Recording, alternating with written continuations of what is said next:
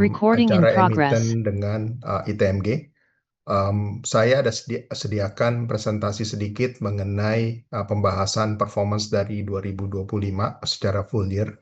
Walaupun mungkin ini agak outdated ya, tapi ini merupakan financial performance yang paling akhir, paling update yang sudah kita bagikan kepada pihak eksternal maupun ke IDX itu sendiri. Um, dan juga mungkin nanti saya akan bahas mengenai perang Iran dan bagaimana impact-nya terhadap industri batu bara. Dan mungkin saya mulai dulu karena saya pikir ini pendahuluan untuk performance biar dari teman-teman sendiri ada bayangan mengenai perusahaan dari ITMG bagi yang mungkin baru join kepada member Hungry Stock itu sendiri. Um, Oke, kemudian dari sisi agenda mungkin nanti ada beberapa agenda mengenai highlights daripada performance 2025, kemudian masuk mengenai call marketnya itu sendiri, bagaimana dengan operation kita dan dengan financial performance kita itu sendiri. Jadi yang pertama mungkin ini merupakan group structure dari ITM. Kita mempunyai 8 mine site yang mana sebenarnya dari PT Kitadin itu yang ada warna hijaunya itu sudah memasuki post mining phase. Jadi totali sebenarnya kita hanya 7 yang beroperasi. Namun NPR sendiri juga masih baru, jadi di first quarter ini kita baru mulai. Dan performance atau revenue ITMG ini masih solely mungkin sekitar 99% ya. Itu tergantung kepada coal revenue. Sehingga peningkatan harga coal tentu saja impact-nya cukup banyak terhadap performance dari ITM itu sendiri. Di di sebelahnya mungkin line kedua sebelum terakhir dan juga yang terakhir itu merupakan lini supporting business untuk ITM, namun masih kecil karena memang kita baru melakukannya. Yang pertama mungkin yang paling besar adalah PT Energi Batubara Perkasa. Ini adalah coal trading arm-nya ITM. Jadi kita juga membeli ya, produk-produk batubara dari sekeliling tambang kita dan kita blending dengan own coal production kita. Kemudian kita juga ada mining contractor kecil, PT Trust Tambang Raya Utama Raya, tapi ini dari sisi operationnya juga tidak terlalu signifikan, hanya sekitar 10% yang kita kerjakan. IBU sendiri kita ada rencana untuk spin-off port bisnis kita ke depannya, tapi sekarang masih on proses dan PT ITM Indonesia ini investment company. Dulu kita pernah usaha di bidang fuel trading, oil trading, jadi kita import sendiri, namun belakangan kita tidak aktif kembali karena dari sisi pergerakan marketnya cukup cepat dan kita banyak ketinggalan jauh gitu. Sedangkan yang di sebelahnya lagi itu lebih ke arah lini bisnis untuk renewable energy kita. Kita ada renewable investment PT ITM Bhinneka Power ini sebagai holding company-nya kita, di mana kita invest di solar rooftop, kemudian nanti rencananya kita akan masuk juga kepada hydro power company, IHP, dan kita juga ada startup yang banyak bergerak di bidang solar rooftop. Jadi ini lini bisnis untuk renewable kita, tapi dari sisi kontribusi juga masih kecil sekali, hanya sekitar 0,5% mungkin dari revenue-nya. Jadi, tapi ya kita eksis, kita ada basically untuk main di bidang renewable juga. Kemudian next ini highlight saja kebetulan karena kita biasanya membahas on the quarterly basis. Jadi untuk triwulan yang keempat dari sisi production, dari sisi sales, revenue, net profit semua lebih tinggi ya dibandingkan dengan quarter sebelumnya, triwulan ketiga. Namun memang kalau dibandingkan dengan 2024 hanya dari sisi production volume yang meningkat. Namun kalau dari sisi ASP itu lebih rendah dibandingkan 2024. karena 2024 masih banyak apa namanya impact daripada perang daripada Ukraine dan Rusia pada saat itu. Jadi dari sisi ASP juga masih cukup kuat. Kemudian di triwulan keempat yang terjadi juga kita melakukan EJMS, Extra RUPS, untuk meminta approval mengenai share buyback kita, di mana dana yang kita siapkan adalah sekitar 150 juta US dollars atau sekitar 2,49 miliar triliun, sorry. Dengan maksimal shares yang kita akan support adalah sekitar 10%. So far, share yang sudah kita beli saat ini sekitar 1,3%. Namun kelihatannya dari sisi harga sekarang ini kita tidak masuk dulu karena kita melihat harga price dari harga saham ITMG itu sendiri sudah cukup kuat ya. Jadi kita kelihatannya tidak perlu masuk dulu untuk menopang harga dari ITM. Kemudian di hal yang lain juga yang kita lakukan adalah announcing daripada interim dividend untuk 2025 dengan payout ratio sebesar 55%. Nah ini next dividennya mungkin akan kita ada RUPS di pertengahan bulan April untuk announcing mengenai final dividend daripada ITM untuk tahun buku 2025. Kemudian lanjut ini mengenai sekilas mengenai perbandingan produksi 2024 ke 2025. Jadi untuk tahun buku 2025 sebenarnya kita masih cukup bagus dari sisi produksi, performance, production volume. Kemudian juga dari sisi sales volume itu sendiri kita masih cukup bagus ya. Ada kenaikan dibandingkan sisi ASP yang lebih rendah dibandingkan 2024, yang mana itu men-trigger faktor bottom line lebih rendah daripada 2024. Kemudian ini dari sisi naratifnya, apa saja yang sudah kita lakukan the whole year of 2025, di mana kita sudah masuk sedikit sebesar hampir 10% di saham PT Kartiko Pratama. Ini adalah nickel company, nickel mining company ya.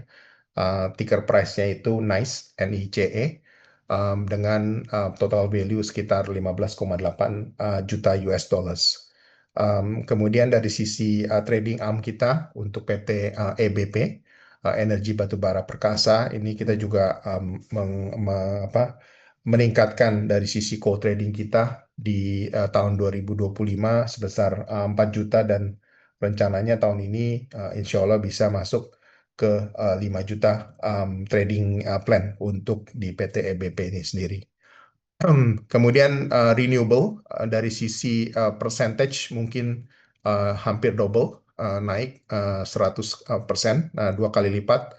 Namun memang kalau dari sisi kapasitas ini secara absolute teman mungkin belum terlalu besar ya. Namun ini at least kita sudah ada dan kita concern memang mengenai perkembangan daripada renewable energy di Indonesia. Sehingga kita mau ikut berpartisipasi melihat kesempatan untuk masuk juga ke industri renewable ini. Kemudian di sebelahnya ini mungkin ada beberapa yang lebih ke arah non kualitatif ya, non kuantitatif. Mungkin dari teman-teman ada yang tahu mengenai ESG rating yang disebut dengan Sustainalytics. Nah, Banpu dan ITM ini cukup apa namanya peduli dengan ratings di ESG karena memang kita adalah perusahaan batu bara, yang mana kalau perusahaan batu bara itu nilainya adalah lebih ke arah climate change issue ya. Jadi kita berusaha sebaik mungkin bagaimana kita quote unquote mempercantik diri kita bahwa kita peduli dengan ESG rating, dan ini terus terang tidak mudah ya, karena kita harus peduli dengan environment dari sisi air pollution, kemudian water pollution, kemudian emission dan sebagainya. Ini yang harus memang kita perhatikan. Jadi memang kita cukup peduli mengenai hal ini. Nah, tentu saja yang surprisingly mungkin kita yang dianggap yang paling peduli lah boleh dibilang bukan berarti yang paling bagus, saya bilang, sehingga kita bisa mendapatkan first rank ya dari Sustainalytics ESG rating ini dibandingkan dengan industri kita di Indonesia, termasuk ke AAD, PTBA, Indika dan sebagainya, bahkan juga dengan global seperti Rio Tinto dan sebagainya. Sebenarnya ya terus terang ini bukan berarti kita yang paling bagus ya, tapi mungkin ini menunjukkan bahwa kita yang paling concern dalam hal ESG gitu, sehingga dari sisi ratingsnya itu sendiri kita menduduki first rank di Indonesia dan bahkan di global company-company yang masuk ke dalam Sustainalytics ratings. Kemudian kita juga ada SDG Committee yang sudah kita establish revamp daripada SDG Committee ini yang kita lakukan di triwulan keempat. Kemudian Mentawir Nursery, ini rumah pembibitan yang sudah kita handover ke Menteri Kehutanan di bulan Juni 2025. Dan terakhir mengenai watershed rehabilitation, ini sebenarnya lebih ke arah penggantian lahan, di mana kalau kita sudah melakukan mining, kemudian lahannya kita gali, sehingga dari pemerintah mengharuskan kita untuk mengganti lahan tersebut. Dan ini kita sudah lahan tersebut sudah kita reclaim, sudah kita rehabilitate, kita perbaiki dan semuanya, dan sudah kita kembalikan sebesar 27.600 hektar land selama tahun 2025. Jadi ini beberapa mungkin yang saya bilang sebagai lebih ke arah non kuantitatif ya, yang lebih ke arah naratif yang sudah kita lakukan di tahun 2025. Nah, ini bukti-bukti awards-nya, piagam-piagam yang sudah kita dapatkan dari sisi sustainability ratings, kemudian dari sisi emiten di media juga, mungkin di majalah Tempo kemarin ini saya mewakili ITM mendapatkan apresiasi 4 awards ya di bidang main index, high growth, high dividend, dan juga big market cap. Dan juga mungkin di samping-sampingnya itu mengenai Fortune, kemudian Leadership Award, Investor Trust, dan sebagainya. Jadi ini beberapa piagam yang sudah kita kumpulkan selama tahun 2025. Sekarang mungkin kita beranjak ke coal market trend ya. Mungkin ini sebenarnya mungkin yang cukup menarik ya. Saya sempat bertemu dengan Pak Prof. Lukas sekitar 2-3 minggu yang lalu ya, dan kemudian kita sambil santai-santai membahas mengenai apa yang terjadi di market saat ini, kemudian juga membahas mengenai perang Iran ini dengan US, dan kemudian Pak Prof. Lukas bilang, oh gimana kalau ini mungkin di-share juga kepada teman-teman di Stock. Jadi here I am mungkin membahas sedikit mengenai ini. Jadi di sebelah kiri ini merupakan tabel indeks harga batu bara. Tapi yang paling terkenal mungkin adalah garis yang berwarna hijau ya. Itu merupakan monthly global Newcastle Index, yang mana kalau di tahun 2022 kita melihat spike kenaikan yang cukup tinggi sekali di global Newcastle price. Global Newcastle price ini sebenarnya lebih mencerminkan indeks daripada harga batu bara di Australia. Dulu sekali mungkin 10 tahun yang lalu Australia merupakan perusahaan negara yang terbesar pengekspor batu bara kepada global. Sehingga sewaktu itu dibuat indeks mengenai acuan untuk batu bara dari Australia. Kemudian beberapa tahun Agama ini Indonesia sudah menyaingi dari di sisi dia sim kuring ngaros produksi kumaningan Australia itu sendiri. Kemudian dari pemerintah berinisiasi, kita merupakan negara pengekspor batu bara yang terbesar di dunia. mungkin kita juga perlu membuat indeks, makanya disebut dengan ICI Indonesian Coal Index Benchmark. Dari sisi ICI itu sendiri itu ada 5 jenis, jadi disebut dengan ICI 1, ICI 2, 3, 4, dan terakhir 5. Nah, ini berdasarkan daripada kategori kualifikasi daripada quality daripada batu bara tersebut, di mana ICI 1 itu hampir sama dengan kualitas daripada Global Newcastle Index itu sendiri. Namun dikarenakan dari sisi moisture-nya masih agak sedikit lebih tinggi dibandingkan coal dari Australia, sehingga um, harganya itu lebih rendah dibandingkan dengan um, uh, Global Newcastle Index ya kalau untuk ICI 1. Namun dari sisi quality itu mungkin sedikit lebih rendah. Global Newcastle Index di 6.700, sedangkan di batu bara untuk yang ICI 1 itu di 6.500. Nah, kemudian um, kita lihat sebenarnya ya, sewaktu perang Rusia ini, Global Coal Newcastle Index ini berfluktuasi sekali. Mengapa? Karena Rusia sebagai pengekspor batu bara yang keempat, sewaktu itu melakukan perang terhadap Ukraine, sehingga pasokan batu bara ke dunia itu berkurang hampir 50% dari Rusia itu sendiri. Rusia memasok sekitar hampir sekitar 150-an juta ton per tahunnya. Jadi hampir sekitar 70-an, 75 juta ton itu hilang di market. Dikarenakan ya quote unquote Rusia sibuk berperang gitu loh dengan Ukraine.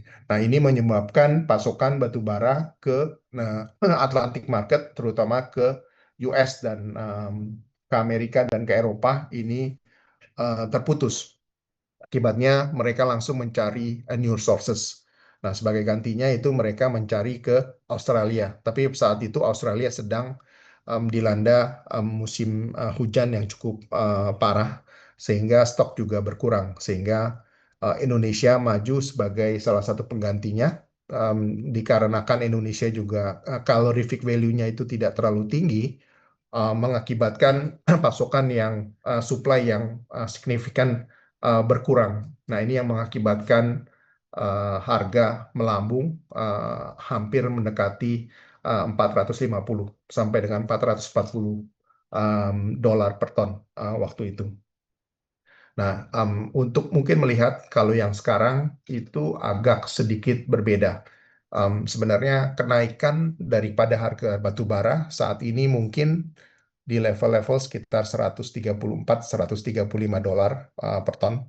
Sebenarnya dalam 3 hari terakhir ini harga sudah gradually ya, sedikit demi sedikit sudah mulai menunjukkan penurunan ya. Sebelumnya sempat mencapai harga di 37, 137, 138 dolar per ton.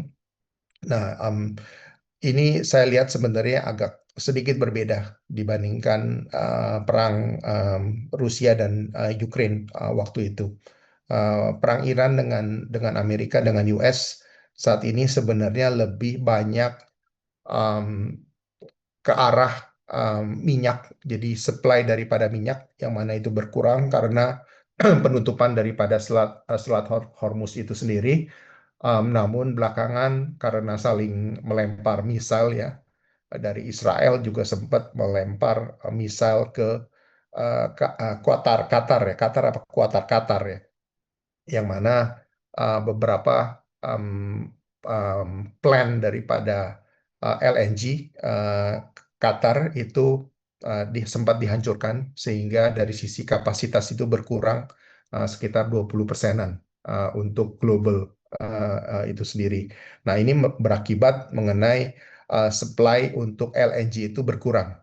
Sedangkan beberapa negara di Eropa dan di Asia itu juga masih shifting ya ke LNG, karena waktu itu kan mereka melihat pembangkit batu bara, pembangkit listrik tenaga batu bara, coal based power plant itu ada isu mengenai climate change, jadi mereka shifting banyak kepada pembangkit listrik bertenaga gas, LNG, liquid gas. Nah, Sekarang begitu liquid gas-nya diserang, ya harga harga liquid gas itu sebenarnya sudah naik hampir 100% ya.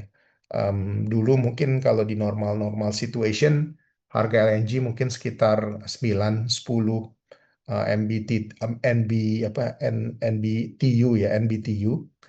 Tapi sekarang ini mungkin sudah mencapai sekitar 20-22 dolar per MBTU gitu. Jadi dari $10 itu naik menjadi $20 lebih, itu artinya sudah naik 100% ya, sudah double gitu loh. Sehingga banyak negara-negara terutama di Jepang yang sebelumnya banyak fokus di pembangkit listrik tenaga gas LNG dan juga tegangan nuklir, itu membuka kembali um, pembangkit listrik tenaga batu bara mereka untuk mengantisipasi kekurangan energi yang diakibatkan karena penurunan pasokan batu bara, pasokan gas saat ini.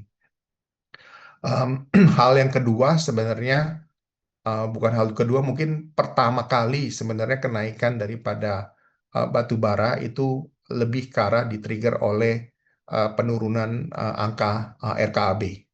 Jadi sebenarnya untuk perang Iran dan US ini sebenarnya merupakan trigger point yang kedua ya. Trigger point pertama itu sebenarnya kenaikan batu bara itu lebih disebabkan karena penurunan angka RKAB. Tahun 2025, tahun lalu, produksi dari Indonesia itu mencapai hampir 800 juta ton ya, sekitar 790 juta ton. Nah, pemerintah itu berencana untuk kemarin ini sempat bilang bahwa akan memotong menjadi 600 juta ton. Walaupun sebenarnya terus terang kita dari perusahaan tambang belum tahu apakah secara total itu benar-benar mencapai 600 juta ton. Karena sempat juga beredar umur bahwa total produksi yang disetujui oleh pemerintah hanya sebesar 480 juta ton. Nah, ini yang sebenarnya juga masih menjadi big question sih dari asosiasi tambang dan sebagainya, karena dari sisi data dan sebagainya itu belum terlalu transparan dari pemerintah mengenai angka-angka tersebut. Um, Kemudian sebelum Lebaran, Pak Menteri Erlangga sempat melakukan press conference, bilang bahwa mereka akan revisit, mengaji kembali mengenai kemungkinan untuk revisi RKAB. Nah, cuman kita saat ini sebenarnya belum belum tahu juga apakah sebenarnya revisi RKB itu dari angka yang 480 juta ton menjadi 600 juta ton atau mungkin lebih gitu. Nah, saya mendengar mungkin market antisipasi sekitar 20% kenaikan dari angka yang 600 juta ton, which is sekitar 120 juta. Sehingga dari 600 juta mungkin angkanya bisa sekitar 720. Sedangkan tahun lalu itu angkanya sekitar 790 juta ton. Jadi masih akan lebih rendah dibandingkan angka produksi di tahun 2025. Nah, ini yang mungkin sebenarnya big concern yang dihadapi oleh market.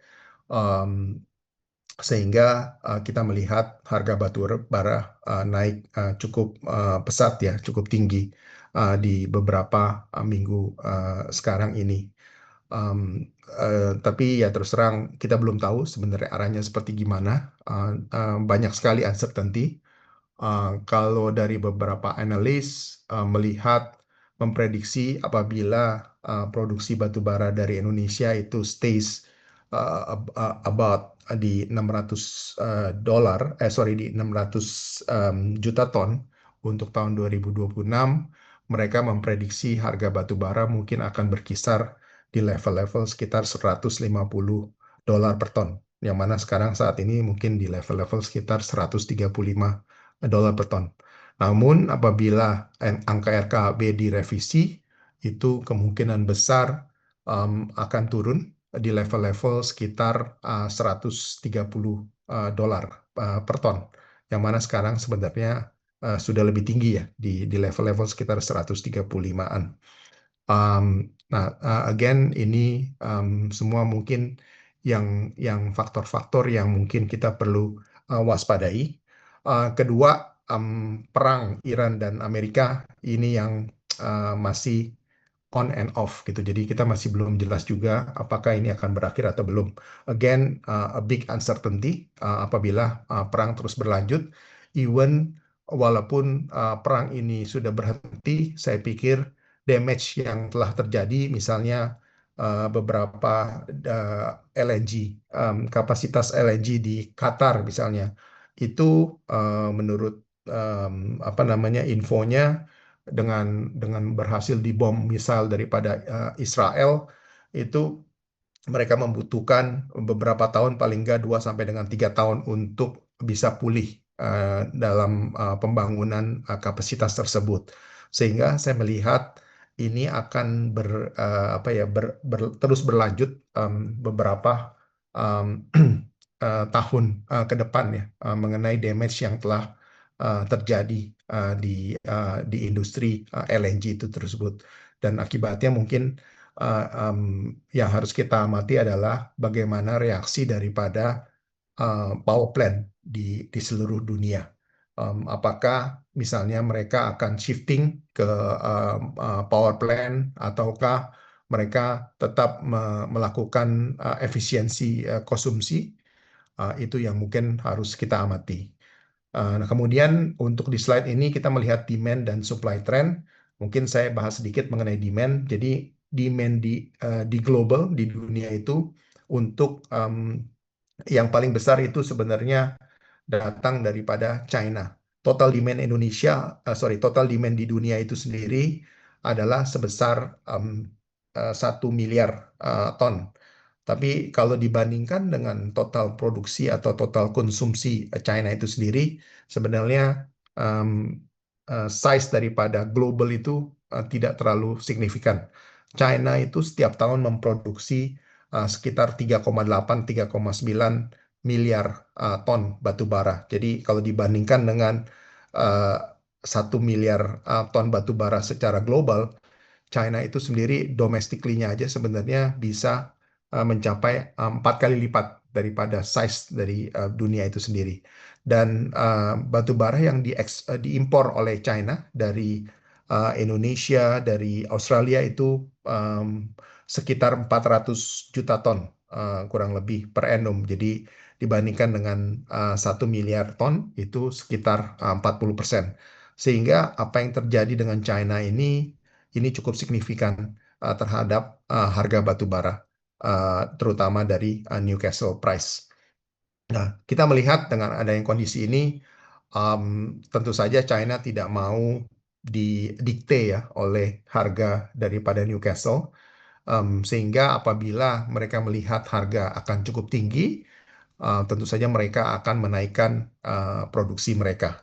Nah, ini yang mungkin produksi daripada domestik. Nah, ini mungkin salah satu katalis negatif kita saat ini. Kita masih melihat apakah China itu akan menggenjot produksi dalam negeri mereka guna untuk mengantisipasi kenaikan harga yang cukup signifikan di pasaran global, terutama di Newcastle price.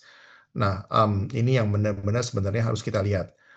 In the last 2 months, 2 bulan pertama di bulan Januari dan Februari, China ada beberapa hari libur ya, sekitar 2 minggu libur menjelang Lebaran Chinese ya, apa namanya Chinese New Year. Jadi biasanya China itu merupakan liburan yang terpanjang ya, sekitar 2 mingguan. Dan tentu saja dari sisi production domestik dan sebagainya itu tidak terlalu tinggi saat itu, yang menyebabkan dari sisi price juga menaik cukup tinggi ya, dikarenakan China juga sedang libur saat itu. Nah, ini ke depannya kita mesti melihat bagaimana impact daripada, maksudnya apa yang akan dilakukan China ke depannya. India secara struktur juga demand-nya berkembang, namun India juga dari sisi pemerintah menganjurkan untuk menaikkan produksi dalam negeri mereka guna mengantisipate kenaikan daripada coal yang cukup tinggi.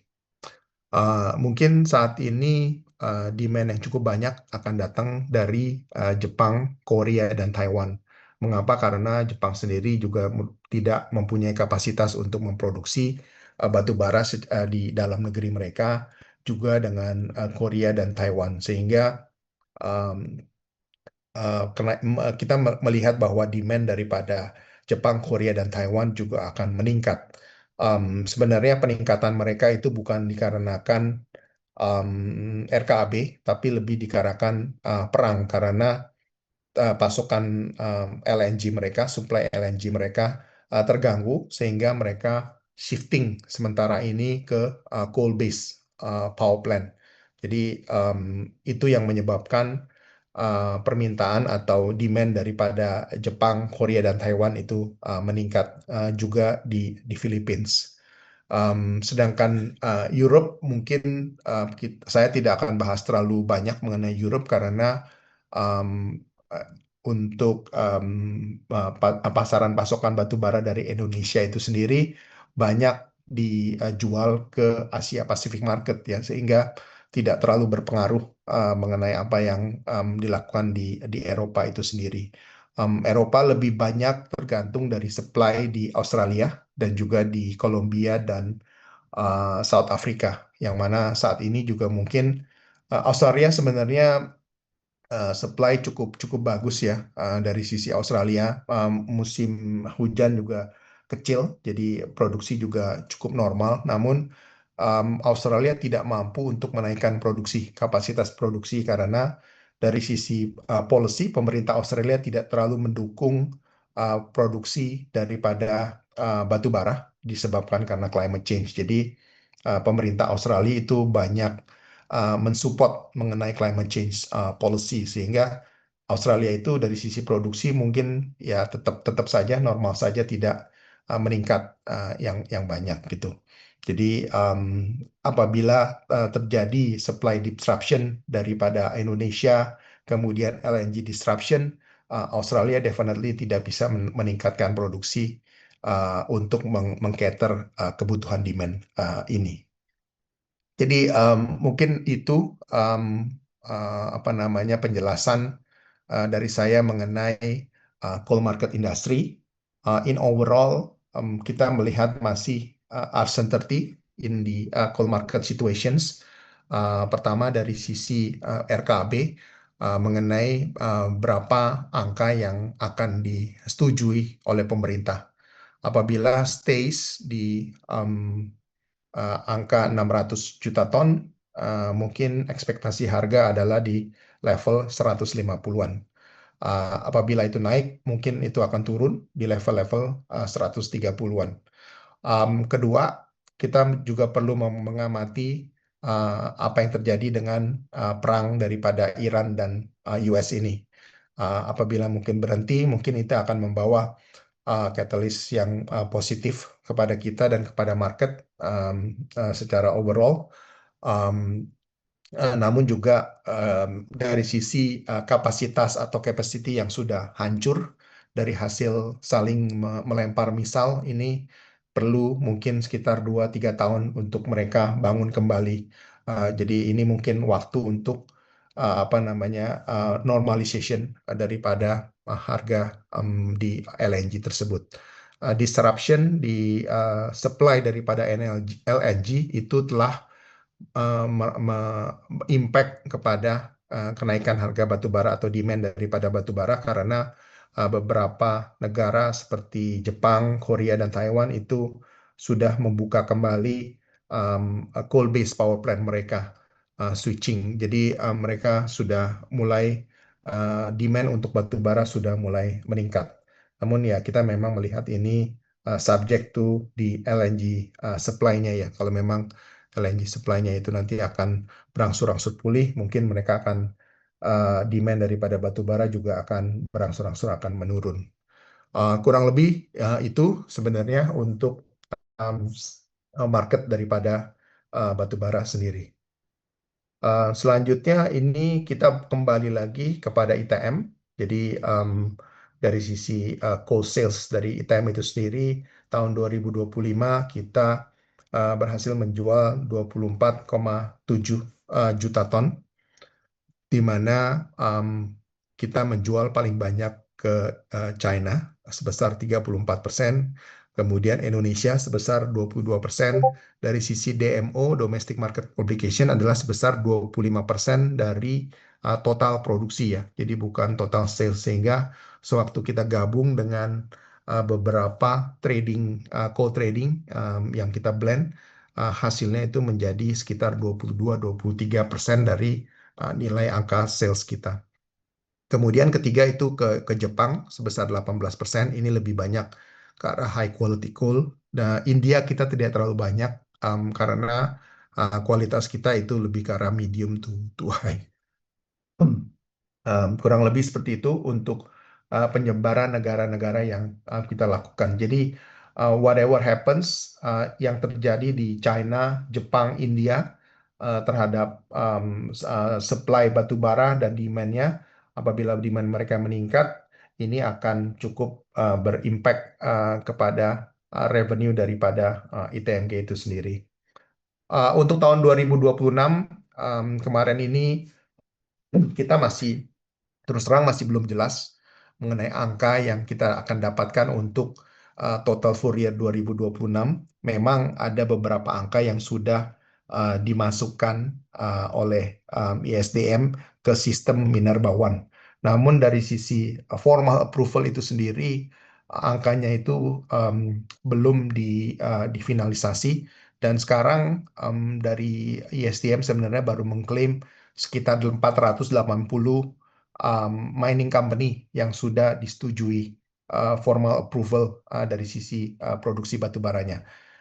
Walaupun secara total kita belum dikasih tahu ya secara formal berapa yang sudah disetujui.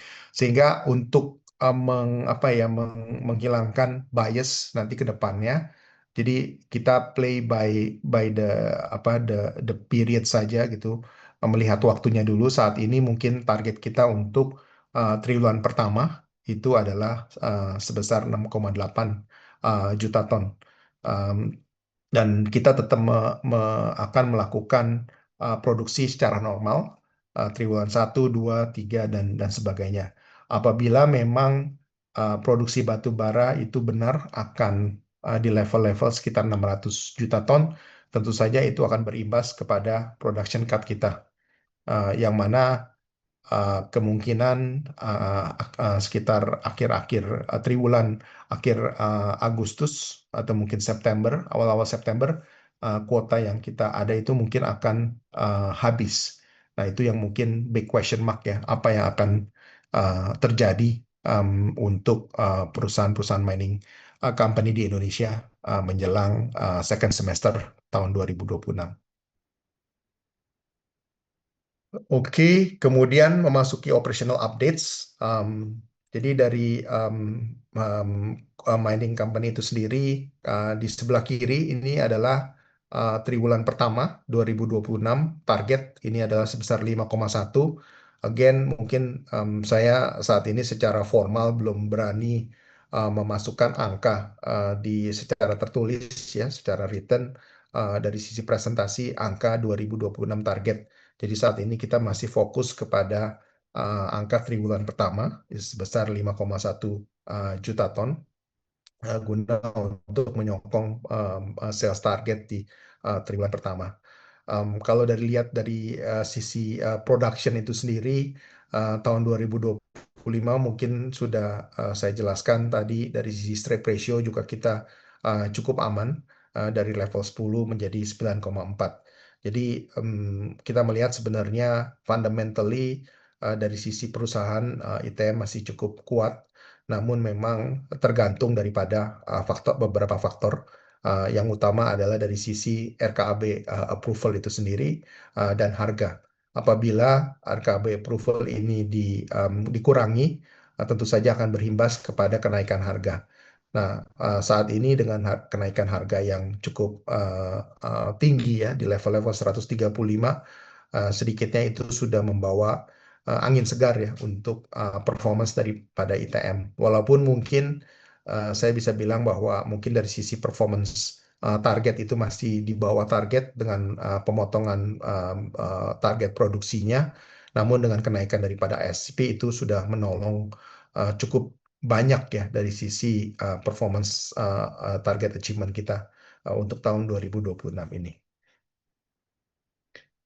Ini mungkin call production performance and outlook. Mungkin itu nanti presentasinya akan saya share melalui timnya Prof. Lukas. Jadi dari teman-teman bisa lihat, saya pikir ini cukup straight to the point ya. Hanya apa namanya detail daripada masing-masing mine untuk total production sebesar 5,1, di mana Indominco sebesar 1,7, Truba 0,8, Barinto 1,7 dan sebagainya. NPR Persada Resources yang sempat tadi saya infokan untuk tahun 2026 ini sudah mulai beroperasi. Namun ya memang kita masih melihat adanya kendala untuk RKB mengenai production cut. Jadi ini yang mungkin masih kita perlu consider lagi ke depannya, apakah NPR ini tetap akan terus beroperasi atau sementara kita postpone dulu. Jadi again ini masih menunggu um, apa namanya approval daripada pemerintah. Kemudian memasuki produk financial updates. Mungkin kalau ini kita lihat, kita mengcompare performance, mungkin kita lihat dengan yang instead of Q per Q comparison ya, kita lebih melihat untuk full year comparison ya, di tahun 2024 dengan 2025. Average selling price 2024 itu 95,7, 2025 itu sekitar $76. Nah, ini yang mungkin berimbas terhadap penurunan performance untuk tahun 2025 dibandingkan dengan 2024. Selebihnya kalau dilihat dari sisi tadi total produksi, total sales volume itu semuanya lebih tinggi. Hanya dari sisi ASP aja yang drop cukup signifikan from 95 menjadi 76. Namun ya memang questionnya sekarang di 2026 bagaimana? Price sudah meningkat cukup cukup banyak ya, hopefully untuk tahun 2026 kalau kita bisa mencapai ASP di level-level seperti 2024 mungkin di kepala 9, at least ini dari sisi performance juga akan meningkat cukup banyak ya, walaupun dari sisi produksi akan di-cut berdasarkan daripada RKB itu sendiri. Cost breakdown ini juga mungkin total cost breakdown di mana di bawah ini cost kita itu lebih banyak tergantung daripada mining cost, kemudian fuel cost, oil cost, dan juga royalty. Namun royalty lebih ke arah variable ya. Ini mengikuti daripada ASP, selling price, di mana kalau 2024 ke 2025 royalty price-nya itu turun dari 10,8 ke 8,9 yang disebabkan karena tadi ASP-nya turun ya dari 94,5 menjadi 76 ya. Jadi itu menyebabkan royalty turun. Mining cost turun dikit karena kalau kita lihat strip ratio itu juga turun ya. Di sebelah kanan tabel itu strip ratio turun dari 10 ke 9,4 times ya, kali strip ratio. Tapi dari sisi fuel price ini 2025 sudah naik. 2026 ya oil price definitely akan naik. Tapi so far untuk angka Maret ini dari pemerintah masih bertahan ya. Kita melihat masih tetap normal angkanya. Cuman untuk April ya, mungkin ini pertanyaan kita untuk April apakah akan meningkat cukup banyak ya. Jadi it's very interesting to see how much will be the Pertamina cost in starting in April. Jadi banyak sekali ya kejadian yang mungkin akan terjadi di bulan April ini ya, mengenai terutama mengenai oil price dan seberapa lama pemerintah bisa bertahan untuk subsidi daripada harga BBM itu sendiri. Oke, kemudian dari sisi balance sheet, kita masih cukup kuat. Ini balance sheet kita masih sekitar ada 800 apa namanya juta US dollars, 800 juta US dollars ya. Memang turun sebagian dari dibandingkan 2024 sebesar 990.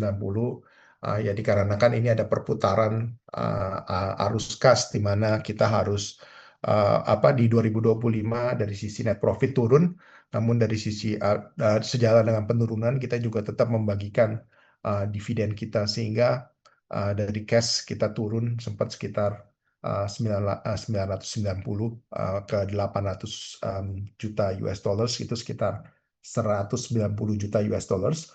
Roughly itu 190 dipakai untuk pembayaran dividen, sedangkan selebihnya 40 juta itu penurunan karena bottom line kita lebih rendah dibandingkan tahun 2024. Namun kita melihat sebenarnya dari sisi cash itu sendiri kita masih cukup kuat. Hutang kita hanya sebesar 39 juta US dollars gitu. Jadi all in all sebenarnya dari sisi net gearing juga masih negatif. Negatif itu sebenarnya berarti lebih bagus karena dari sisi borrowingnya itu jauh lebih rendah dibandingkan dengan cash yang ada di perusahaan saat ini. Capex wise tahun 2025 itu sekitar 76 juta US dollars dibandingkan dengan 2024 itu sekitar 58. Kenaikan ini lebih banyak dipakai untuk ekspansi atau persiapan infrastruktur di new mine kita seperti di GPK tadi dan di NPR. Karena untuk tahun ini NPR sudah mulai produksi sehingga 2025 capex banyak kita lakukan untuk uh, uh, memperkuat infrastruktur di NPR itu sendiri. Tapi untuk 2026 ini sekarang kita sedang kencangkan ikat pinggang. Jadi beberapa capex untuk project-project itu kita delay dulu sambil menunggu kepastian daripada RKAB. Dan terakhir ini mungkin saya show mengenai tren daripada dividen ITM itu sendiri.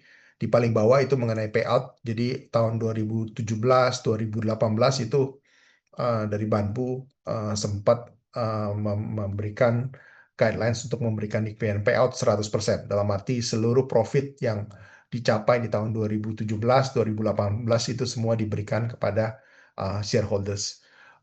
Dan itu sebenarnya angka dividen ini tergantung dari bottom line performance itu sendiri. Di mana di tahun 2021, 2022 itu mungkin bottom line cukup tinggi, terutama di tahun 2022. Payout ratio itu diskon ya sedikit di level 65% karena secara absolute amount sendiri juga cukup tinggi. Yang terakhir mungkin di tahun 2025 ini kita baru membagikan interim dividen untuk first half semester pertama tahun 2025 sebesar 55%.